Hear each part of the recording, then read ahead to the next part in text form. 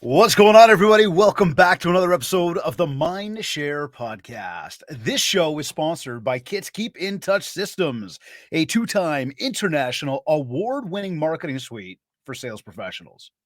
We're also sponsored by REM Real Estate Magazine, Canada's premier monthly magazine for real estate professionals. Learn more about our sponsor by visiting my site, mindshare101.com. And while you're there, be sure to download your free copy of my book, The Ultimate Marketing Bundle, as well as learn about our one-to-one coaching program. And also, when you get there, you're going to see a little pop-up come up about our Mindshare Mastermind happening at the end of May 29th and 30th. And one thing I'm going to tell you right now is there's really not a lot that you're going to find out. We're going to tell you the price. We're going to tell you the location, Toronto. We're going to give you the dates, May 29th and 30th. But that's it. I'm not giving you the speakers. I'm not telling you if they're coming. I'm not giving the agenda. I'm not telling you what it is. I will tell you it's going to be 2 full days of a power-packed small group that's going to be doing some massive problem solving. We're going to be talking marketing. We're going to be talking branding. We're going to be talking systems and processes. We're going to be talking about all sorts of different problems and challenges that so many of you have on a regular basis. And I assure you this, if you're here watching this podcast right now, you got some affinity to Mindshare 101, and I am grateful for you. And I'm going to tell you this, if you've seen us on stage and you've seen the events that we put together, there's always a lot of energy, a lot of hype, and a lot of learning. People always walk out on their next level like Cloud 9. My goal is to have you in a room for 2 days with this Power Pack group to collaborate with each other, to network with each other, to brainstorm with each other, to do some real roll up the sleeves problem solving together. That you walk out being able to not only do one more deal, but to be able to do a lot more deals. Now, I know something that usually happens is we look at that agenda and we go, well, again, what's it going to be like? And we make a decision based on that. Or we look at the price and we say, well, how much is it going to cost? We make a decision based on that. What I want you to do is dig deep for yourself right now and invest in you. I want you to think about what would it be like to be in a room with a small group of people for 2 days with David, with his crew. What would I come out of it with? You and I both know you're going to come out on a next level. You're going to come out ready to do a lot more business. So instead of looking at what it will cost you, look at what it will cost you to not be there. Instead of looking at, again, the agenda and the speakers and wondering about all that, think about, what about the culture? What about the opportunities that are going to come from it? This is a deep dive. This is for you. Look yourself in the mirror and ask you, do I have anything that I want to try to solve? Do I have any problems I want to try to, fix? I'm not going to go ask my buddies. I mean, you could bring some friends if you want, but this is not about your friends. This is about you. This is about investing in you. Trust in me. Trust in the process. I got you. Go over to mindshare101.com, watch the pop-up, click on it, join us. If you got questions, let us know. Just one thing you don't want to do. You don't want to be that person who says, like, I wish I was there. And I'm telling you now, don't wait, because like I said, it's a small group. Mindshare101.com, check it out. Do it today. Don't do it right this second. Stay tuned to the episode, but do it today. Speaking of today, today's episode is number 226. He's a sales representative with Century 21 BJ Roth Realty in Barrie, Ontario. Along with a solid work ethic, he possesses tenacity and the desire to get the job done correctly. His desire to not only meet, but to exceed his clients' expectations was fostered during summers off from university spent tree planting in northern BC, where he planted in excess of 750,000 trees. He believes in doing something that you love and helping others achieve their dreams. Having lived in 3 provinces, he understands the choices which are made when moving to a new community. And whether his clients are buying or selling, he always goes the extra mile to help them reach their goals. Once a recipient of the Century 21 Rookie of the Year Award, he is also an annual Pacesetter Award winner. Joining me on this episode of the Mindshare podcast is Innisfil's very own realtor, Cory Seaman. Cory, welcome to the Mindshare podcast. Well, thanks for having me, David. Absolutely, man. I'm glad you're here. I know you and I get to have a lot of good conversations along the way on a regular basis about what's going on out there in the industry, in the market, what's working, what's not working. And I think today's going to be a really powerful conversation for a lot of people to just, again, take in, dissect, and get another opinion, another set of insights around what's working, what's not working. You got some unique things that you do out there, and if I say unique, I say hardworking, I say, the discipline that you put together to this business, all of it is obviously what's leading to your success. But I guess as I start us off, like, What's your take on the current state of the market? A lot of people talk about good, bad, they're wondering what's happening. What would you say is going on out there right now? I think in the last month or so, we've really seen things start to heat up again as buyers have gotten used to the mortgage rates for this year. And then as we saw this morning, it looked like they were holding the rates steady. So that's going to keep the buyers active, but we're still not seeing as many listings out there. So the listings are selling quickly as long as they're priced properly. And that's the biggest thing right now is making sure that you're priced properly so that the buyers not only see the house, but that they make an offer on it as well. And are we seeing a lot of agents pricing things properly right now? Or are we seeing things like what kind of pricing strategies are we seeing? Because I know a couple of years ago we saw a lot of it where it was, hey, let's price it way under value. Let's try to get it over asking so we can create a lot of demand. I had somebody this morning tell me the supply is incredibly low, so demand is just naturally high, especially with the spring market rolling around. What are pricing strategies looking like right now? I'm seeing a variation across the board with the pricing strategies these days. There's some agents that are still trying to hold offers, pricing $100,000 less, but then they're seeing one or two offers and not meeting seller expectations at the end of the day. I've always been a believer in just pricing with where we want it to be. And if it turns into multiple offers after that, then great for my seller. But price it at a realistic price that you're willing to accept from the start, and you're going to get the buyers coming in. Yeah, it's interesting. I see again, we're seeing a lot of a lot of different strategies on that. Like again, there are people out there right now who are pricing it undervalue to try to drive the eyeballs. But I think at the same time too, in this current market, sellers have higher expectations for what the price is gonna like for what the sell price is gonna be. What is list price? But at the end of the day, what do they put in their pocket? And I think a lot of people have expectations to, what the market looked like, a year ago, a year and a half ago, and they expect to get those numbers. So it's interesting because if you do price under market value and you get people coming through, but you don't get that multiple offer situation, now you're not meeting the seller's expectations. Did your strategy work? And do they look back and go, hindsight's 2020? Maybe we shouldn't have done it that way. I think there's always going to be people that have hindsight on things or think maybe they should have waited a year. Like somebody that sold in 2020 might regret that they sold in 2020 and didn't wait for 21 or 22. Right. But at the same time, none of us have a crystal ball, and you can't foresee what's going to come. And I have seen some listings recently where the seller purchased for, let's say, 1.8 million last year and just sold it for 1.6. So in some cases, I think as reality of the mortgage rates has set in on those ones, and they can't afford to carry that mortgage, and they've been essentially forced to sell at a loss. Are we seeing a lot of that right now? Are we seeing that starting to come up where people are realizing like, hey, I'm up for renewal already. It's been, 3 years or whatever. And I cannot afford at the rates that they're at right now.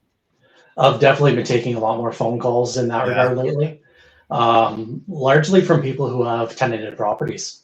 That the mortgage rate has increased their payment well beyond what the tenant's paying, and the tenant's been in there for 4 years or 5 years, and the landlord just doesn't want to carry that anymore. They don't want to be paying for the tenant to be in their house, and they're looking for a way out.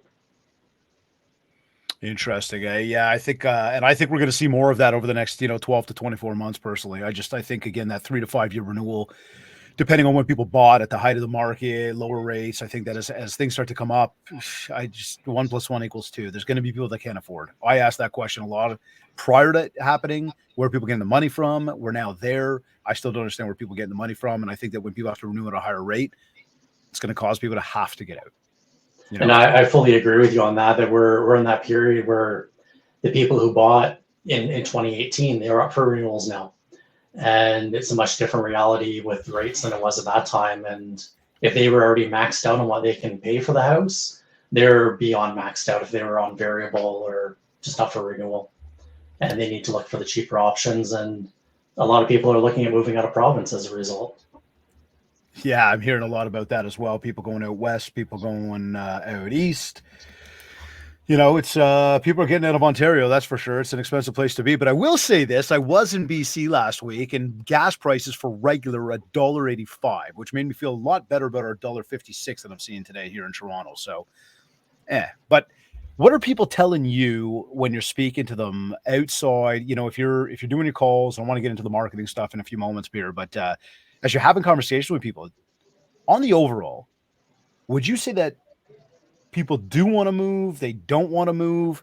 What are the conversations like out there right now? I think with a lot of people, they don't want to sell right now. Okay. They're seeing the doom and gloom in the media, and not the complete reality of the market. And a lot of them are thinking that if they sell now, they're going to sell at a loss. They're looking at last year's numbers and not the current numbers. Right. Um, but you can never have hindsight when it comes to selling things like that. It's you can't hold on to BlackBerry stock and expect to sell it at $200 today when it's worth pennies if it even exists anymore, just Right. because dollars in the past. Yeah, and I think a lot of people are looking backwards. So, what would you say now? Like, I mean, outside of just rates or whatnot, is there any specific challenges that are, facing people at this exact moment? Like, is the media the biggest challenge we have right now? I think it's the media, and if they're not really motivated to be buying or selling, a lot of people aren't going to do it. We saw the big blitz for cottage purchases in the last year or two with COVID, and nobody was traveling, so they all bought up in the cottage country, and now we're starting to see some of those come up for sale at much lower prices than they were at the time too. Sure, that big mass exodus to go north and think they could work from a distance. I know there was a few people that actually had to get back in the office, and rumor has it now that the banks and everybody else, basically the big office towers, let's say downtown, are starting to say to people, "There's no more of this work from home stuff. You got to make your way back in." Yeah, And they that don't seems want to to be a be message. carrying those towers and paying whatever the lease rate is to have a vacant building. No, It's exactly. vacancy is not good for business. So, speaking of business, where do you get most of your business from? Is it people you know? Is it people you don't know?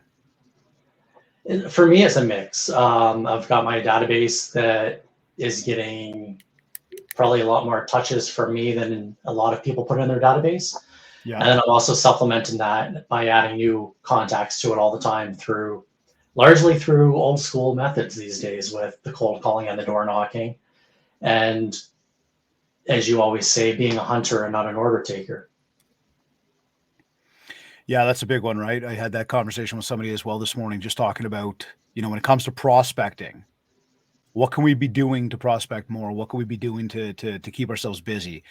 How can we keep our mindset in the right place? And again, everybody tuned in. Like, as I come back to that, if you're in that moment right now where you're not having the successes you're looking for, maybe you are, but maybe you're stressed out a little bit and you're trying to figure things out. I think one of the things that everybody really needs to pay attention to is what does your schedule look like? Right? You may look and say, I haven't got a lot booked for, I don't know, whatever, hypothetically, tomorrow, whatever tomorrow is, right? I haven't got a lot booked in there yet. But yeah, you may not have necessarily like meetings with people, but what are you doing to meet with yourself? And if I take that a little further, and Cory, you completely understand this one, but like from your, your schedule of your IPAs, your income producing activities, um, from the phone calls and the email and the social media stuff you have to do, the check-ins with clients that you have to do, the preparation on other things, the admin work you have to do for your business. What are you doing to go out and hunt and actually prospect out there right now? These are all the little things that need to be scheduled. And if they're not scheduled in the calendar, of course, you're gonna have days that feel like there's nothing to do and like you're not having successes. And then yes, mindset is going to take a toll.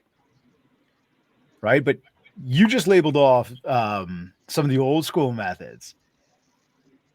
What are you finding is working and what's not working when it's coming to prospecting? And I'm talking about in this market right now.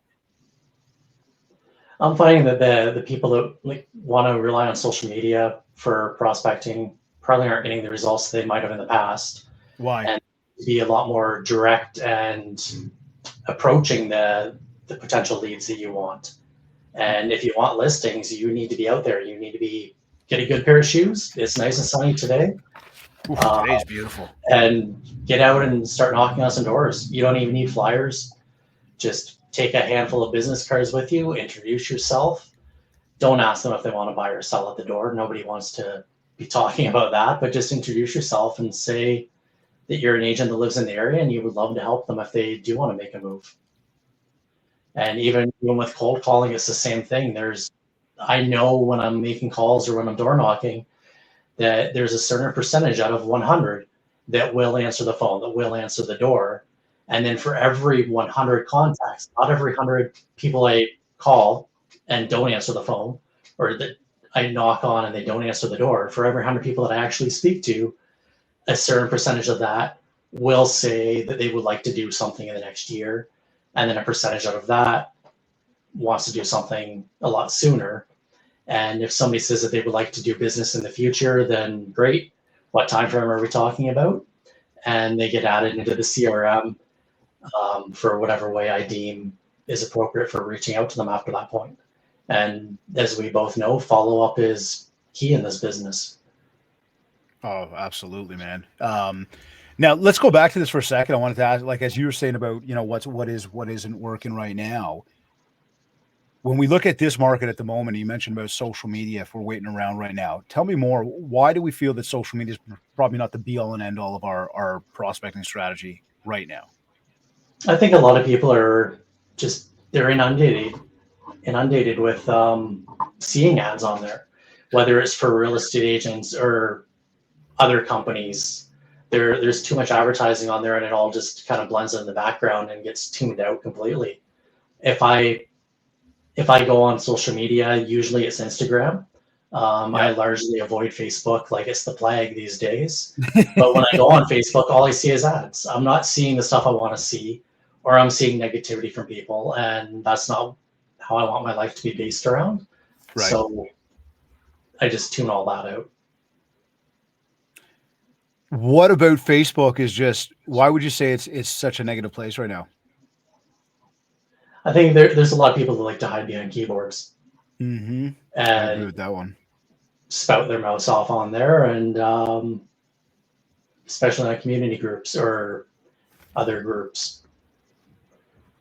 So do you think though that when it comes to social, and I want to come back to prospecting in a second, but when it comes to social media specifically as a channel for prospecting, do we feel that it's still something we should be using?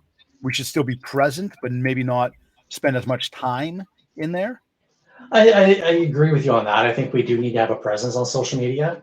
I personally don't schedule any time out of the day for social media. If you catch me on Facebook for 5 minutes of the entire day, that's quite a long time for me to be on there. Yeah. Instagram, I'll spend more time on, but it's more communicating directly with friends through Messenger on there. Okay. But at the same time, when I'm making a post on Instagram or making a post on Facebook, 80% or more is more personal stuff. It's life stuff. It's not saying, hey, I sold a house, or hey, I just listed a house. People that are seeing my Instagram or my Facebook know I'm a real estate agent. They know that I'm doing my job if I sell a house. They don't need to be hit in the face with that all the time. And when you're posting, and I mean, listen, obviously I know what you're up to and what you're posting. And I mean, you take a whole bunch of vacations in a year. You spend a lot of time doing your outdoor adventures, which I am so like, I'm going to be living through your Instagram this summer when you're doing all these crazy trips that you do.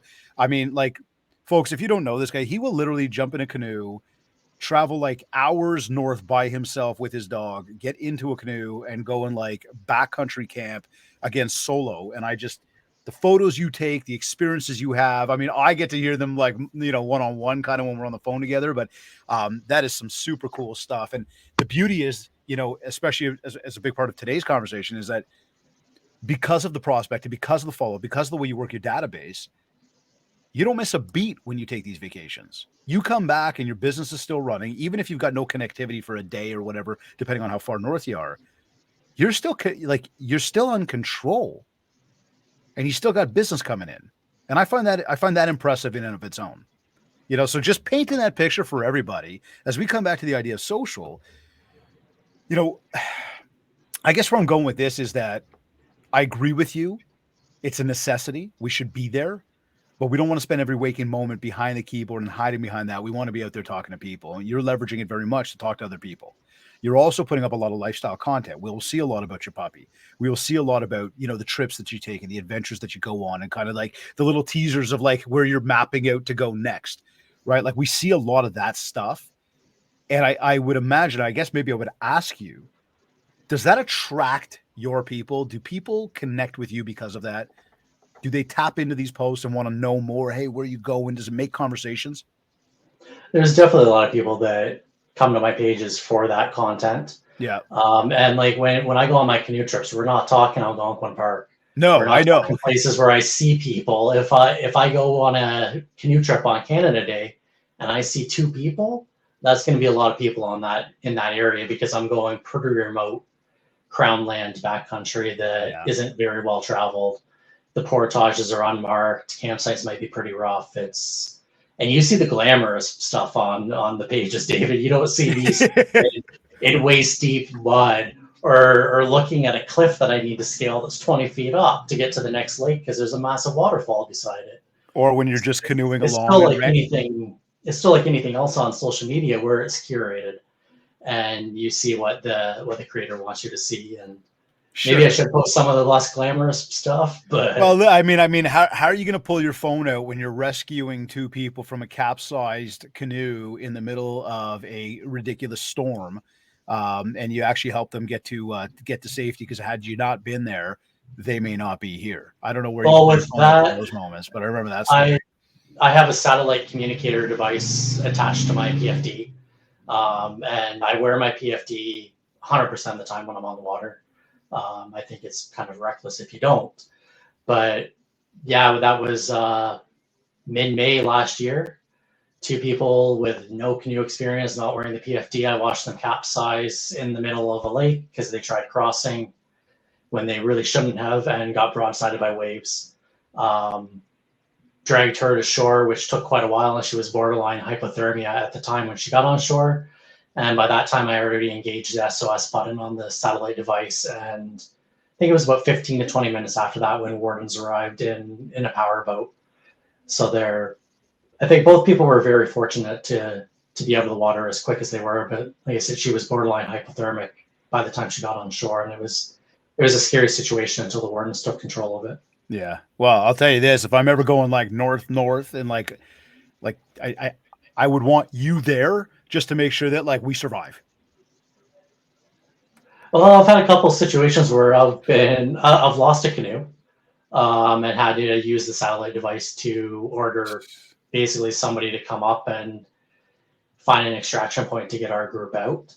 The canoe was completely totaled on a pile of rocks at the base of a waterfall. We misjudged landing canoes through rapids, and Crazy.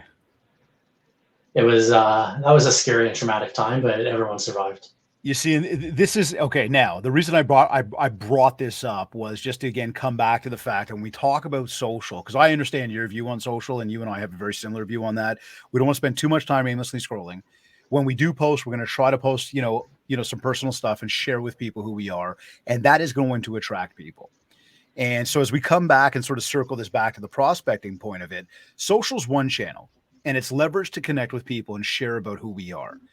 You also, though, you focus a lot of time and effort on the hardcore prospecting, like the real deal, old school stuff that, has always worked, still continues to work, that most people hate doing.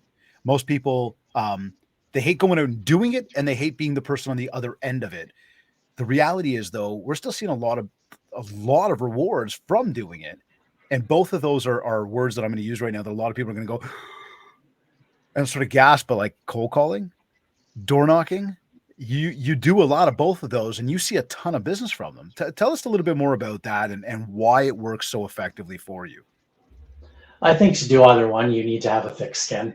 Yeah. And in this business, you need a thick skin to begin with. It's not easy out there in any capacity. And with cold calling, I've honestly made over 900 calls already this week, and we're on Wednesday. I've been told to go fuck myself 3 times and hung up on. I've had other people threatening to call. Two people threatened to call the police this morning because they said cold calling was illegal in Canada, which is the first time I've ever heard that one. Yeah. But at the same time, outside of telling you about that right now, 30 seconds after that happens, I've already brushed it off and I'm on to calling somebody else. How do you brush that off so easily? What's the deal to that? Like I've literally just picked up the phone. You're all happy. You're trying to introduce yourself. I'm like, fuck you, man. Don't call me. Click. What do you do? Because out of the other 100 people that I'm going to speak to that day, the other 99 are going to be nice. They're going to be positive. Most of the time, I call, introduce myself, say that I'm a real estate agent, and you can almost tell right away if somebody's going to be interested or not. Sometimes you Right. just hear like their voice just drops, and I won't use a script on them at that time. It's just, okay, I don't feel like you're interested in selling. Have a great day. And they appreciate that. Sometimes that leads into a 5-minute conversation when they ask, hey, by the way, before you go, what's the market like these days? So And your it's lead in all is from what? being You polite introduce with you. yourself. You introduce yourself and just see if they're open to more conversation. And if they're not, kind of keep it short and sweet. Yep. There's no use pushing yourself on people. I know some people sales tactics are don't take no for an answer, and nobody You're appreciates selling that. your house. No, you are I'm coming over there right now and putting a sign on your lawn. You can't do that, eh? No. I don't know any case where that's gonna work. So now when it comes to the door knock, it comes to the cold call, it's definitely a numbers game. It's 100% a numbers game.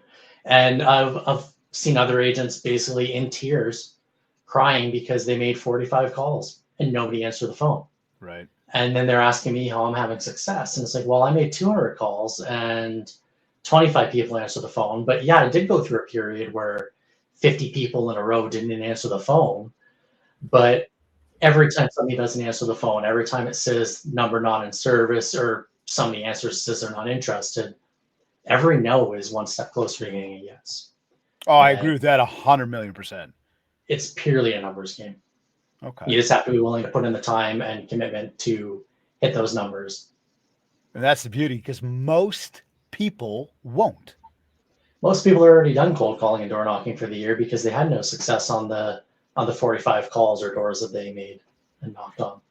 Or they're done because they never even got started because they don't want to do it because it's the hard work and they think, oh my God, I don't need to stoop that low. Instead, what I'm going to do is I'm going to go spend money on online lead generation.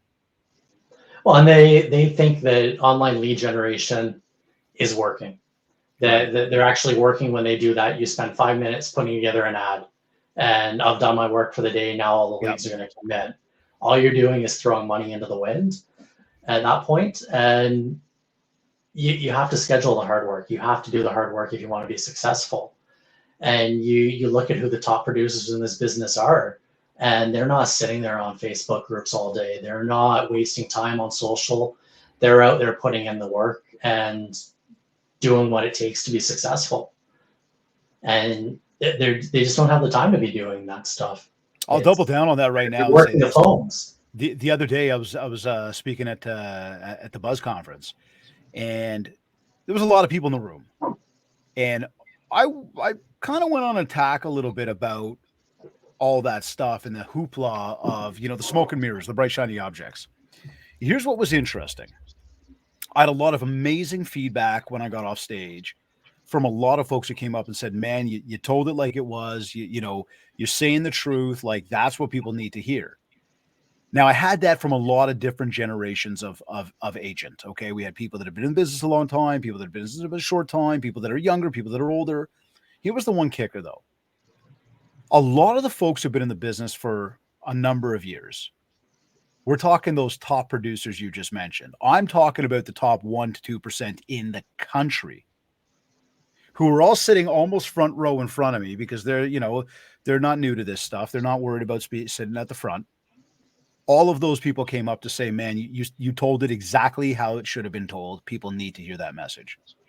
And really what I'm saying is that those are the people you just talked about. They're the ones that are making the millions. They're the ones that are making the massive money. They're the ones that are not hanging out on social groups or social media all day long. They'll have a presence, but it's not the be all and end all of what they do. They know this is a people business, and they continue to connect with other people in person. Well, you just put it the right way there, that it's a business. And a lot of people don't run it as a business. They run it as a side hobby. And you have to be running it as a business. You need to be scheduling out your day. And to me, if I'm not meeting with a client, my biggest goal and my biggest job is to prospect for new leads. And I have set time every day. My morning from 9 to noon is prospecting. Clients can wait. And I dictate my schedule. Hold on. What was that last line you just said? Clients can wait. Ooh, wow. How do you deal with that in your own mind to say, you know what, it's okay, they don't need me at 6, 7 o'clock in the morning? I did have a text actually from a client at 6 this morning. but He hold waited on. until 2 to get a response, though. Let's put it in context too, though. At some points, there will be responses to clients. There have to be responses to clients. But at the same time, too, if you've got things that you're set out to do and you know that what the client needs at that moment is not actually a need at that moment, it can wait a few hours. It's okay to wait a few hours. And that's really the point that I'm trying to make. And that's exactly it. You have to prioritize things. If there's an emergency situation with a client or something, if there's an offer that needs to be addressed by 10 or 11 this morning, then prospecting goes to the side and you deal with that. Right. But I find what clients will respect you more, leads will respect you more when you say, I'm not available at that time. I'm spending time with family, or I'm just with another client. Yeah. And and if I said to you like, hey David, I can't meet with you at noon today, but how does 2 or 3 p.m. sound to you? Which time's good? And clients respect that. They shouldn't be expecting to come to a real estate agent, knock on the door, and that you're ready and willing to drop everything all the time for them. You can't do that with your doctor. You can't do that with your lawyer. Why do you expect it of a real estate agent? That's a really interesting point. Because I had asked that question on stage the other day. I said, we do all these funny things, and then we ask why people want us to drop our commission. And we say, why aren't people taking us seriously and treating us like professionals? And you're absolutely right. The doctors and the lawyers don't work that way, and they are looked as professionals. You want to be looked at as a professional, you've got to act like a professional, and we've got to take it seriously. Now, Cory, why do you think so many agents lose out on so many opportunities to get the next deal? I think a lot of it is that they might not take themselves seriously. They might not know the current market. Like before I go out door knocking or cold calling, I'm looking at what's going on in that area. I know what area I'm door knocking. I know what area I'm cold calling, and I have the market stats for that. I had a guy the other day I called, and he said, "Yeah, well, we're thinking of selling. The house across the road sold last week." I said, and I read him the address, and I said, "Yeah, they got 900." He said, "Oh, how did you know that so quickly?" And that's how it should be. You should know what you're doing with everything. And I've had the commission talk. We all have that commission talk with our clients when we go to list a house, and a lot of them want the cheapest deal. But at the same time, the cheapest deal isn't necessarily going to be the best one for them and put the most money in their pocket. So with that, I have examples which you know about with deals I've done in the past where my client has paid my usual commission rate and come out $20,000 higher than the $25,000 higher before commission. Right. The neighbor that went at it with a discount broker. So the neighbor looks at it as, hey, I saved $5,000, but in reality, they lost $20,000 by using someone that might not have been negotiated as hard for them. So, okay, here, Rookie of the Year award winner, and that was obviously not this year. You've been in the business a while. But what would you? Kind of going back to that and just looking at what would you tell any new agent getting into the business right now? Because you had success in your first year. I What would you think, say to people? like for me, it was coming into the office every day. Okay. Have a schedule, come into the office every day, get to know the more senior agents, talk to people, find out what works for them. Or in my case, my office, everyone outside of me basically has 15 to 20 years experience. That's a lot of knowledge to draw off of. But at the same time, the way that they do business now isn't the same way I did business when I started, or the way I'm doing business now, because they already have established clientele. So Right. it's more talking to them and finding out how they got to that point that they're at now, and what they did at the start. And I've spoken with them, and I know what they did and the work that they did to get to be as successful as they are. So if we said like, how do you stay focused and driven day in and day out? You already talked about your schedule. Now you're mentioning about going into the office on a daily basis. What are some of the things that you're doing to stay focused? Because again, we got a lot of people like, look, man, there's a lot of people that are going to be working really, really hard. And I'm speaking to you people as well right now, right? To you who's working hard, who's not having the success that maybe you're hoping that you would have. I believe, and Cory, share with us, I believe the discipline to that schedule and to the process of what you do in a day will help you stay busy. It will help you be more productive, and it will help the mindset be in the place it needs to be. So it keeps us focused, it keeps us driven. What else would you add to that? Or is that kind of, scheduling and office? I think that all works, and like, there's nothing pretty about prospecting. Like, let's face it, nobody wants to be out prospecting. It would be nice if you could just do an ad on social media and the leads pour in. But with social ads, when you get a lead, how many other agents are getting the same lead when that buyer or seller signs up on multiple ads, hoping to get different results and different listings from every agent that they sign up with? You're probably not the only one having that person, and a lot of agents just don't follow up. And as I mentioned earlier, like, follow up is key. If somebody tells me they want to sell their house this spring, I'm putting them in my CRM. I'm scheduling for a monthly mailer to go to their door. I'm calling them if they say they want to list in 3 months. I'm calling them in a month and a half, or a month from now, depending on how the conversation went, and just touching base with them. Not necessarily asking if they want to sell in a month when they said 3, but just seeing where they're at on that process. And maybe things changed. Maybe they saw something different in the news, or family changed. They want to move before the school year starts.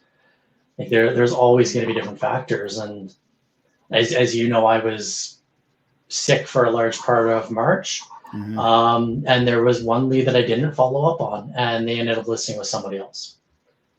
But at the time, I was also way too sick to be calling anybody. So tell me about that then. Like, how did you get back on track? We all fall off the rails, and I don't know if I've put this out there yet to anybody. I mean, I know a few people know this thing, but I haven't really put this out there wide. I've been posting on my stories for, since September 1st, when I got into the gym and started really going hard with a goal of, just achieving. And I'd post on my stories on a regular, goals. And then people started asking me, like, Dave, man, I haven't seen you at the gym lately. Like, I haven't seen you posting about it.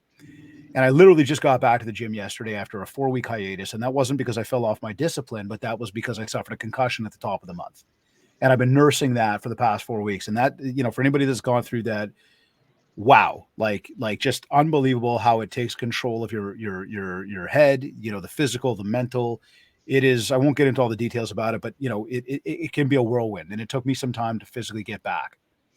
The one thing for me that I've really relied on is the scheduling, so that when I know that for me, I can fit it back in. Like, I knew last week when I got back from BC, I said, okay, I just got off my second, plane trip, let's call it, in the past 30 days with a concussion. I came back, I felt good.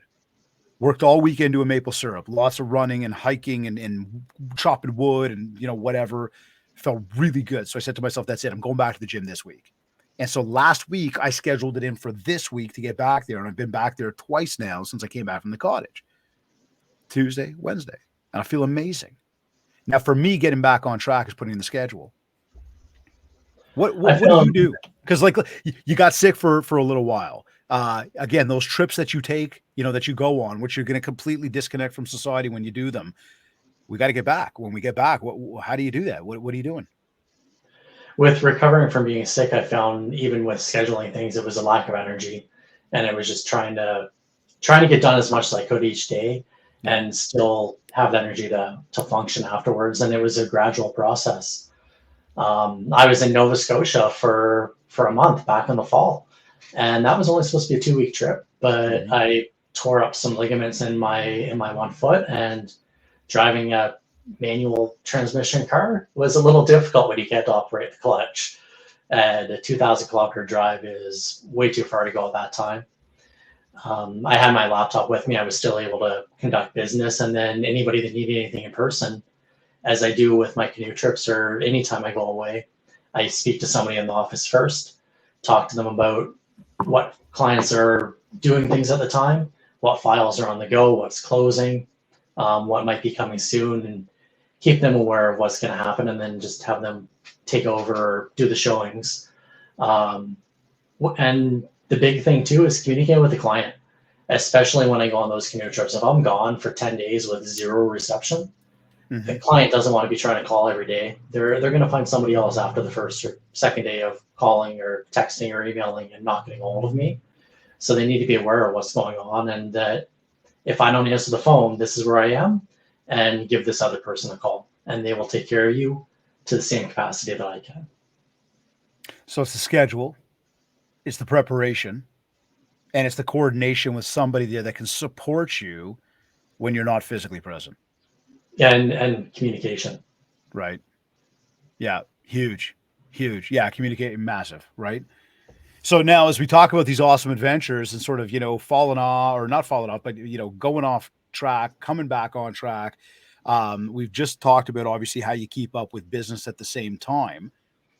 And I know a lot of these trips that you take, because there's multiple vacations a year, you know, talk to me about your goals. Talk to me, I guess we've just been really talking a lot about the scheduling, but how do these multiple vacations fit into your business, into your life? Where does this come to goals? How focused are we on goals? Like, where's the driving force back there? Well, I find with the goals, like as you know, like we set those back in October or November, Yep. and if I want to take 7 weeks vacation or 10 weeks vacation, I factor that in. So if I'll have the income goal, and then the prospecting goal to reach that, and then we break that down every month. But I also, if I want 10 weeks of vacation, I also take that out of the schedule. So instead of 52-week year, we're working out of a 42-week year, and what needs to be done each month. Further break that down into what needs to be done each week, and then daily. And you can even fine tune that down to hourly if you want. For if you're out door knocking, how many doors do you need to hit this hour? How many calls do you need to make? And it's not just the cold calling; it's the warm calling to your database as well. And that's where a large part of the business comes from, is the warm calls and talking to people you've done business with in the past, or people who already know you. And if they already know you, they're more likely to do business than if they're a completely cold lead. Yeah. Yeah. And I think a lot of going out to a lot of the people that know us, like us, and trust us obviously has to be at the forefront of everybody's follow-up plan and marketing plan and prospecting plan, because we know that that's where 79% of our business comes from. Now, as we do look out there and we know that there are people that we are going to talk to that are strangers, and we know what the media is doing right now to paint the doom and gloom on the market itself. And, looking at the way, thousands and thousands of agents carry their business in thousands and thousands of different ways. Um, what would you say we as an industry need to do at this current state right now to improve our image in front of, the consumers, the home buyers and sellers? I think a lot of it is just being honest and real with people. Like don't be fake. Don't be somebody that you're not. I showed up for a listing appointment last year, and had I shown up in a three-piece suit, or probably even if I was wearing a tie for that appointment, he would have told me to get back in my car and leave. So it was the only reason why I got that listing was I was real and I was honest with them from the start, and they totally appreciated that. And they even said at then that any BS would have been getting your car and get off our property. So here, as you talk about trust and credibility, talk to me. What's your take on all this brand new AI that people are leveraging right now to do all of their talking for them? To be honest, I haven't even looked at any of it. I've seen a couple of news articles, and I don't feel I know enough to speak on any of it. Okay. I'm not going to go out and use an AI program to write a listing for me or to do anything else, though. Yeah, I think in short order that's exactly, the advice there. But I'd say don't use it to write the listing, the email, the social post, the video. Don't use it for any of that. What I think it's great for is to help people spark ideas, to help you get creative, to help you learn a little bit more. And if you prompt the system properly, you can get a lot of good information. But you've got to break that down for yourself and understand how that gets out there. Because one thing you don't want to be is caught by somebody who says, "Hey, really liked what you said about, can you tell me more?" And you're caught as like a deer in headlights going, "I don't actually know more." Right. And again, because it wasn't you speaking. So again, a big way to lose trust and lose credibility from people is, as you just said, to be somebody that you're not. Well, that goes to anything that you're sending out. Like Absolutely. today, we have the kits e-newsletter going out to my database. Yep. But yesterday, I got a copy of that newsletter and I read through those articles. Because if somebody calls me up saying, "Hey, Cory, I saw your email today, and you spoke about mortgage rates," I can't just be like, "I don't know what you're talking about," Yeah. because then they're going to lose trust in me, and that's going to possibly be the end of that relationship. And they might find somebody else that can speak more to the topics that they want to speak about. Yeah, we know it's a business that's built on relationships, right? Yep, 100%. So tell me this about, I don't know, probably about 2 years ago or so, um, you decided it was time to hire a coach. And at the time, I'm curious to know, what was it that you felt you were struggling with, or what was it that you were looking for added help with back then? A lot of it was accountability and just staying disciplined to the business and running it as an actual business and not a side hustle. I was already doing well on that, but there was key areas where I felt I could improve on, and scheduling was one of them. And now I know what I'm doing tomorrow. Before I get to tomorrow, I already have it scheduled out. And as I said earlier, if I'm not meeting or speaking directly with a current client or a potential client, it's time for prospecting during the day and making sure that you stick to that. And I think with the goals that were set back in October and November, those prospecting goals are pretty darn high for how many contacts there are. And it would be nice not to reach them because I'm too busy to be doing that. But at the same time, this industry can be like a roller coaster where you're too busy and you stop the prospecting and work with all active clients. But then once all those active clients are closed deals, then you have nothing in the pipeline anymore. So you always have to have that balance between prospecting and active, which is why I said I take that 3 hours that I try as hard as I can to dedicate towards prospecting every day and always keep the pipeline full, always have the deals coming in and consistent business. And that's So, where having coaches really helped out, is just somebody to kind of kick me in the butt if I fall off of that and if I'm not doing what I need to be doing to sustain it. so you had pinpointed the issues, and then it was time to essentially find somebody. What was your next step in that search? Like, what did you do to kind of go, okay, I know I want to bring somebody on to help me out. I kind of have a sense of what I'm looking for help. Where did you go next? What did you do? Did you go Google, social media, talk to people? What was the next step in the hunt there? I think the next step on the hunt was finding somebody where I felt like I related to them, and then there was a good ease of conversation, and we were on the same page with the goals and what needs to be done. And there's a lot of coaches out there that I didn't feel that with when I was looking through the coaches, and then finally settled on one of them, of course. Well, I was gonna ask you on that. Like, what did you see? I guess maybe that sort of led you to call us. And obviously, you and I had crossed paths several times over the years prior, just between speaking at events and sort of bumping into each other at places. Um, what was it though that maybe led you to call us and then decide to work with us? I think a lot of it was the familiarity. And when you would come to one of our events, that it was easy to approach you and speak about things. You're open to talk to people, and a good, honest approach. And there's no BS. Like, you're not going to sit there and tell me to do something that doesn't work just so that it looks like I'm doing something to conduct business. It's everything we talk about is to drive business forward and to drive growth. I was going to ask you that, like when we're having the conversations, to give somebody maybe an experience of like what those conversations are like through, from call to call, that experience every time we chat.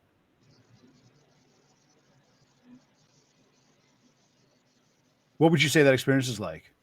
I think it's mostly a positive experience every time. It's If it's not a positive experience, it's something I've done that wasn't to meet the goals for that week. And by the end of every call, we always have that little checklist of this is what needs to be done this week. And we go through what works and what's not working at the time. And if something's not working, then why keep beating a dead horse? Why do you keep doing something that doesn't work? And let's try it. Let's try this other avenue instead. Do you find those action steps, that checklist at the end, is always helpful? Like to say, okay, we've just spoken for X amount of time. You're about to walk away and go, and it's time to implement, right? Like we got to take what we talked about, we got to take what we brainstormed about, we got to take the challenges we solved and the problems we went over, and the mousetrap that we continue to build on, and we've got to continue to execute. Do you feel those action steps are helpful for you? Do you find that they're guiding you kind of in between those calls to kind of know what needs to be done? 100% they are. And like I think you're gonna notice on our next call, or next coaching call, that I'm definitely making up ground that I lost with being sick for March. And that's a lot of ground to make up for when you lose a month, especially in spring. But there's that added motivation to catch up and to get all that done and still reach the prospecting goals that I had this spring. And I think we're on track for that. And you find the text line, and so everybody understands right now. I'm asking some very pointed questions that I have not asked to Cory, either offline or prior to the show. He's not prepared for any of these, so I'm just kind of hitting him over the head with like some real blunt questions, and just trying to give everybody here a sense of what the experience looks like and what, real live, feedback. Well, what are you taking from it? I mean, we've got this text line, and in between phone calls, that text line is open, and you can text me anytime you need. Do you find that that's a helpful add-on to the process of coaching? I definitely find it useful. And sometimes everything can be going well, and then suddenly something happens, you get a curveball thrown at you, and you're off the rails, and there's no time to wait for another 3 or 4 days or a week for the next call. It's, hey, I need some advice on this now. And then I can text you, and I know I'm going to get a timely answer. And then Yeah, I mean, it gets me right back on track, and off we go. so what would you say when people are working with us? What can they expect from the experience? Because here, and let me say this: a lot of people come in. A lot of people come in. Look, we've all got something we need to fix. Every single one of us has things that we need to fix, things we can improve on, ways that we can get better. And many people are looking for help. Many people are looking around going, okay, what can I do to be there? What can I do to get there? And, when it comes to coaching, a lot of times what happens is, and I probably said this to you a few years ago, but I'm not Amazon. I'm not delivering you a box now that you started with us. You're not going to get something in the mail tomorrow to go, yes, I paid for it. Okay, I've got it. This is about a journey. This is about a custom tailored journey for you to help you get to that next level that you want to get to.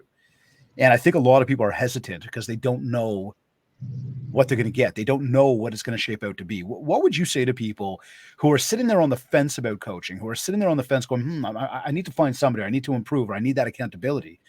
What can they expect from us? I think what they can expect is that you're going to give them the toolbox that they need to be able to fine tune the processes and the systems that they have.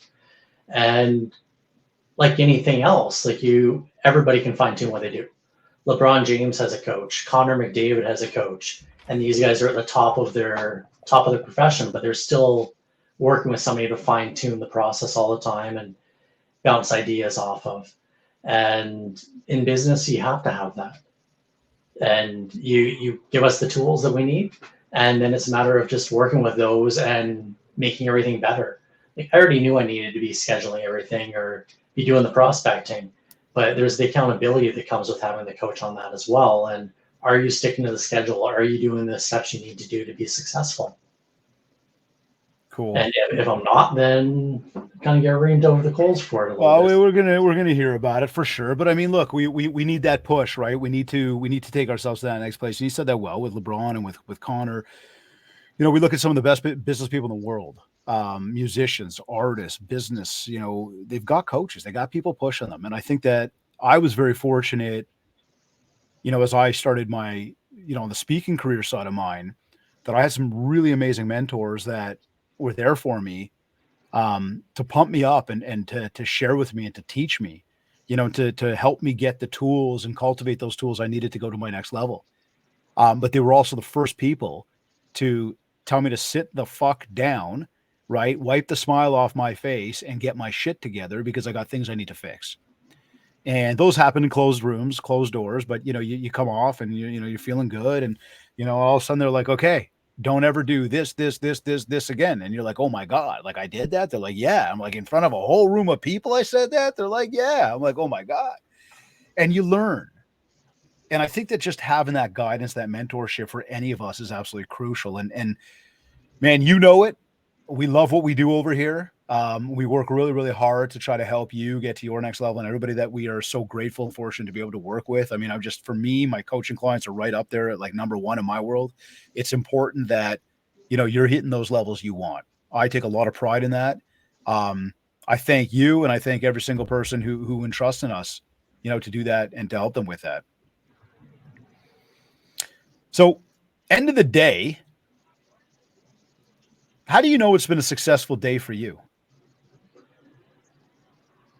I think if I've made a positive impact for somebody, or just changed their day for the better. There's been some people I've spoken to where they've definitely not been having a good day at first, and the way that you approach them and having positivity and being nice really goes a long way. And I've definitely seen it a couple times where it's made somebody's day by just ending a call by saying, "Hey, David, have a good day today."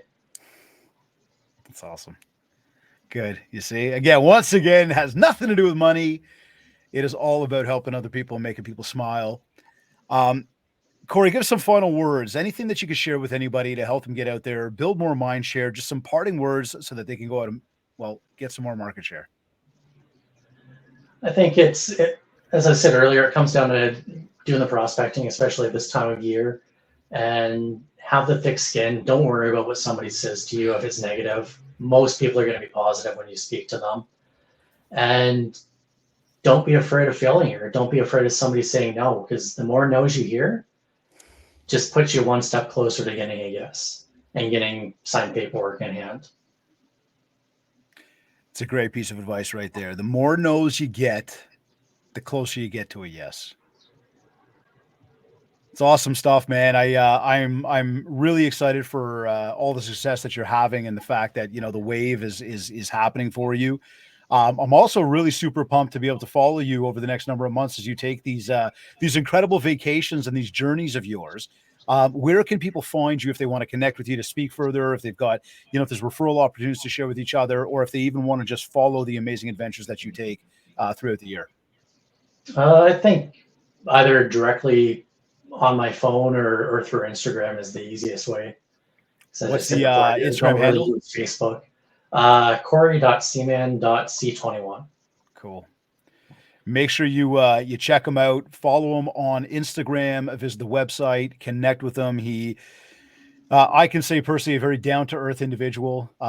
A Leafs fan just like myself, so we get sometimes a little bit sidetracked talking hockey. And if I get into that with you right now, we're going to spend another hour. So I'm not, but I am happy that they beat Tampa last night. That's the first time that got mentioned in this conversation. Yeah, I know. I tried to stay away because I'm like, oh man, we're just going to go down like the wrong path here today, and it's going to be a very hockey talk type of podcast. But well, here, just before we sign off, what do you think?